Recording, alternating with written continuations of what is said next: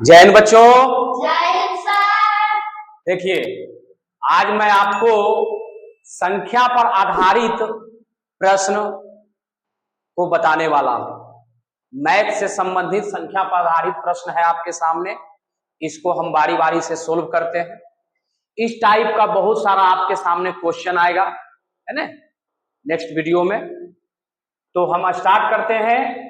देखिए, आपका first question है आपके सामने। 6 क्वेश्चन का टॉपिक है, समझ रहे हैं। तो बारी बारी से हम हल करते हैं। देखिए, फर्स्ट क्वेश्चन है, कह रहा 4 अंकों की सबसे बड़ी संख्या और 5 अंकों की सबसे छोटी संख्या का अंतर ज्ञात कीजिए। तो सबसे पहले हम आपको बताते हैं कि छोटी संख्या और बड़ी संख्या का मतलब क्या होता है। देखिए, अगर आपको पूछ दिया जाए कि 3 अंकों की बड़ी संख्या क्या होगी, है ना, 4 अंकों की बड़ी संख्या क्या होगी, तो इस प्रकार के क्वेश्चन में हमें क्या करना पड़ेगा। जैसे देखिए, आपको पूछा जाए कि 3 अंकों की बड़ी संख्या क्या होगी, तो 9 को हमें 3 बार लिखना है, यानी कि 999। 5 अंकों की बड़ी संख्या अगर कहेगा लिखने के लिए, तो 9 को 5 बार लिखना है, समझ रहे हैं। और छोटी से छोटी संख्या अगर कहेगा लिखने के लिए, जैसे 4 अंकों की छोटी संख्या, तो 1 पर 3 जीरो, है ना। 6 अंकों की छोटी से छोटी संख्या, 1 पर 5 जीरो। एक छोटी से छोटी संख्या में 1 जीरो आपको कम डालना, समझ रहे हैं। देखिए, क्वेश्चन को हम सोल्व करते हैं। तो 4 अंकों की सबसे बड़ी संख्या पहले लिखते हैं। देखिए, 4 अंकों की सबसे बड़ी संख्या, देखिए क्या हो जाएगा आपका, 9999 हो जाएगा। 5 अंकों की सबसे छोटी संख्या क्या होगा, 5 अंकों की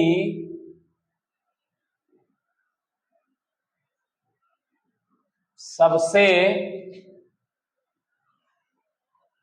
छोटी संख्या क्या हो जाएगा, 1 पर 4 जीरो हो जाएगा, समझ रहे। अब देखिए क्या कह रहा है, अंतर का मतलब होता है घटाव। मतलब अधिकतम संख्या में न्यूनतम संख्या को आपको घटा देना है। तो देखिए, यहां अधिकतम संख्या क्या हो गया, 5 अंकों की सबसे छोटी संख्या। न्यूनतम संख्या आपका हो गया 4 अंकों की बड़ी संख्या, है ना। तो 5 अंकों की छोटी संख्या में आपका 4 अंकों की सबसे बड़ी संख्या क्या होगा, घट जाएगा। देखिए, तो यहां हो जाएगा, यानी कि 10,000 में आपका 9,999 को क्या करना है, घटाना है, समझ रहे हैं। तो आपका क्या आ गया, एक आंसर आ गया, समझ रहे हैं।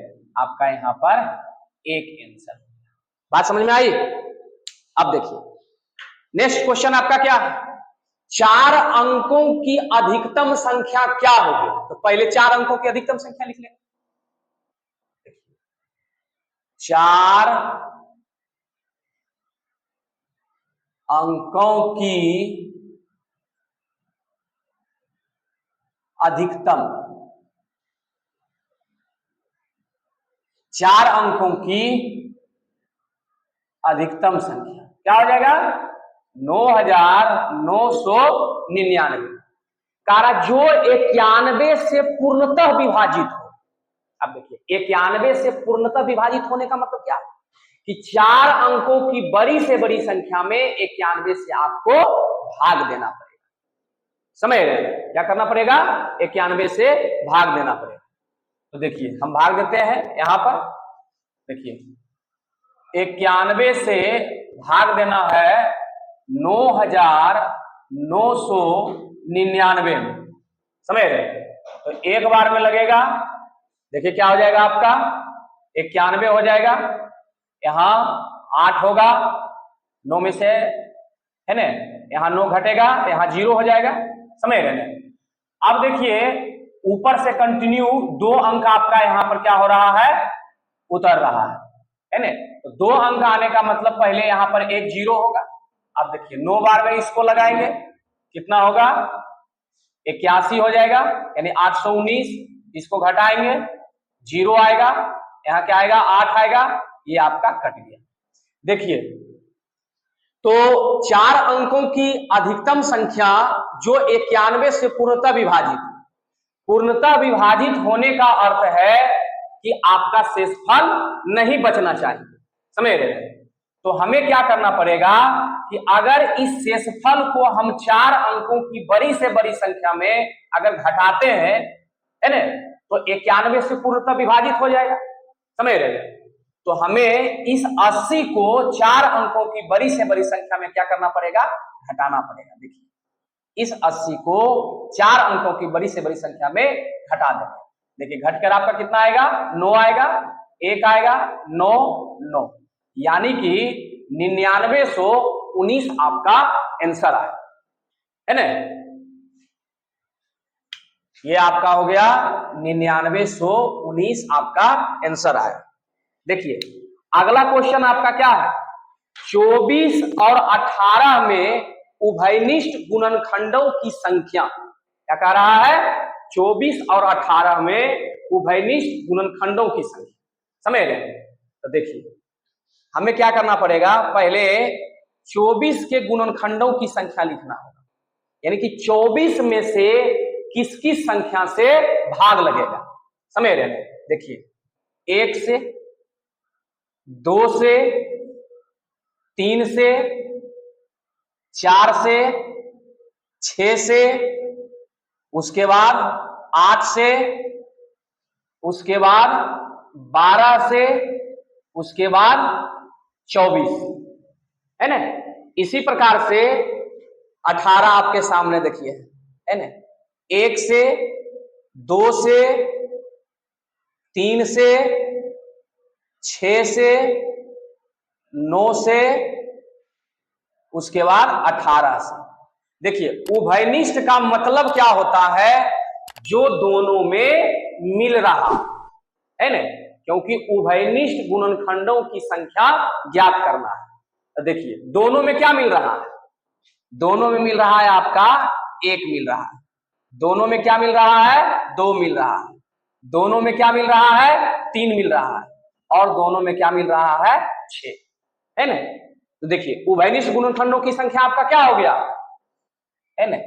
देखिए 1 2 3 4, टोटल अंक की संख्या 4, है ना। तो यहां पर आपका क्या हो जाएगा, 4 आंसर हो जाएगा। क्या हो जाएगा, 4 आंसर हो जाएगा। उभयनिष्ठ का मतलब होता है जो दोनों में मिल रहा है ना। तो आपका 1 मिला, 2 मिला, 3 मिला और 6 मिला, इसलिए उभयनिष्ठ गुणनखंडों की संख्या आपका 4 आंसर। देखिए अगला क्वेश्चन है कि 1 और 10 के बीच कितनी अभाज्य संख्या है ना, 1 और 10 के बीच कितनी अभाज्य संख्या। अभाज्य संख्या के बारे में हम आपको इसके पहले वाले वीडियो में बताए थे कि अभाज्य संख्या क्या है ना, यानी कि वैसी संख्या जो एक है ना या अपने आप से विभाजित होती है, अर्थात स्वयं से, समझ रहे हैं, जिसमें 1 से भागा लगे, है ना, नहीं तो स्वयं से, अपने आप से। तो 1 और 10 के बीच, है ना, क्या है, 1 और 10 के बीच। देखिए 1 और 10 के बीच पहली अभाज्य संख्या आपका है 2, है ना, क्योंकि 2 जो है 1 से विभाजित होती है और नहीं तो अपने आप 2 से, समझ रहे हैं। अब देखिए आपका हो जाएगा 3, उसके बाद आपका क्या हो जाएगा 5, उसके बाद क्या हो जाएगा 6 नहीं, उसके बाद 7 हो जाएगा, समझ रहे हैं। 8 नहीं होगा, 9 नहीं होगा, है ना। तो टोटल अभाज्य संख्या हो गया आपका 4, है ना, यानी आपका 4 आंसर हो गया, समझ रहे हैं। 1 और 10 के बीच 4 अभाज्य संख्या आपका है। कितना अभाज्य संख्या है, 4 अभाज्य संख्या, समझ रहे हैं। अब देखिए आपके सामने अगला क्वेश्चन है, वह छोटी से छोटी भाज्य संख्या जो 30 से बड़ी हो तथा दो अभाज्य संख्या के गुणनफल के बराबर हो। इसका मतलब जानते हैं क्या होगा कि आपको दो ऐसी अभाज्य संख्या लेना होगा, छोटी से छोटी अभाज्य संख्या है ना, जिसको आपस में अगर हम गुना करेंगे तो वो आपका 30 से बड़ी भी होना चाहिए और आपका भाज्य भी होना चाहिए, है ना। देखिए इसको कैसे बनाएंगे, पहले हम लिखेंगे, देखिए इसको लिखेंगे पहली अभाज्य संख्या क्या हो जाएगा आपका 3 हो जाएगा, ठीक है, 3 को लिए हैं हम। उसके बाद दूसरी अभाज्य संख्या आपका लिए हैं हम 11। देखिए ये छोटी से छोटी है ना अभाज्य संख्या है, 3 लिए हैं और 11 लिए हैं। अब देखिए इसका गुणनफल करना है, क्या करना है, गुणनफल, है ना, यानी कि 3 को 11 से हमें गुना करना है ना। देखिए 3 को जब 11 से गुना करते हैं तो 33 आता है। देखिए 33 क्या है, 33 भाज्य संख्या है, समझ रहे हैं, 33 भाज्य संख्या है और 33 आपका 30 से बड़ी हुई है, अर्थात इसका आंसर आपका हो जाएगा 33। क्या हो जाएगा, 33 हो जाएगा, है ना, इसका आंसर हो गया 33 हो गया। देखिए इसी प्रकार से आपके सामने अगला क्वेश्चन है, कह रहा है कि 25, 16, 48 और 54 में से किसके अपवर्तकों की संख्या अधिक है ना।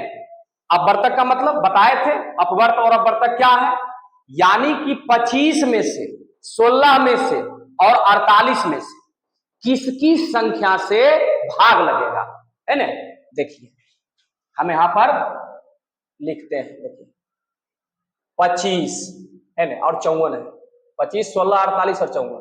देखिए 1 से भाग लगेगा, 5 से लगेगा, उसके बाद 25 से लगेगा, 16 1 से लगेगा, 2 से लगेगा, 4 से लगेगा, 8 से लगेगा और 16 से लगेगा, समझ रहे हैं। उसके बाद देखिए 48 1 से लगेगा, 2 से लगेगा, 3 से लगेगा, 4 से लगेगा, 6 से लगेगा, 8 से लगेगा, उसके बाद आपका 12 से लगेगा, उसके बाद 16 से लगेगा, 24 से लगेगा, उसके बाद 48 से लगेगा। देखिए 54 है ना, देखिए 1 से लगेगा, 2 से लगेगा, 3 से लगेगा, फिर 4 नहीं, 5 भी नहीं, 6 से लग जाएगा, 6 से लगेगा, 9 से लगेगा, उसके बाद 9 के बाद 27 से लगेगा, 9 के बाद, हाँ 9 के बाद 18 से भी लग जाएगा। देखिए सॉरी कोई बात नहीं है, 18 से लगेगा, 19, 20, 21, 22, 23, 24, 25, 26, 27 से हो जाएगा। 27 के बाद आपका क्या हो जाएगा, 54 हो जाएगा। श्योर है, कंफर्म है ना। अब कह रहा है किसके अपवर्तकों की संख्या अधिक है। देखिए काउंट कर सकते हैं, 1, 2, 3, 4, 5, 6, 7, 8, 9, 10, 48 के अपवर्तकों की संख्या सबसे अधिक है। 25 में मात्र 4 अपवर्तक है, 16 में 1, 2, 3, 4, 5 अपवर्तक है, 54 में 1, 2, 3, 4, 5, 6, 7, 8 अपवर्तक है ना। तो 48 के अपवर्तकों की संख्या सबसे अधिक है। तो यहां पर हम लिख देते हैं, देखिए यहां लिखते हैं 48 के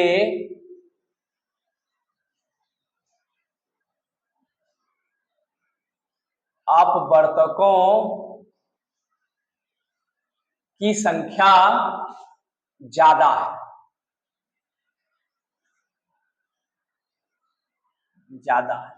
है ना, यानी कि आपका है ना 48 क्या हो गया, आंसर हो गया, क्योंकि इसके अपवर्तकों की संख्या सबसे ज्यादा है ना। तो इस टाइप से आपके सामने जो भी क्वेश्चन हम लिए थे इसको सोल्व किए हैं, और संख्या पर आधारित प्रश्न जो है ढेर सारा है ना। बारी बारी से आपको पार्ट बाय पार्ट हम समझाएंगे। मिलते हैं नेक्स्ट वीडियो में, तब तक के लिए धन्यवाद।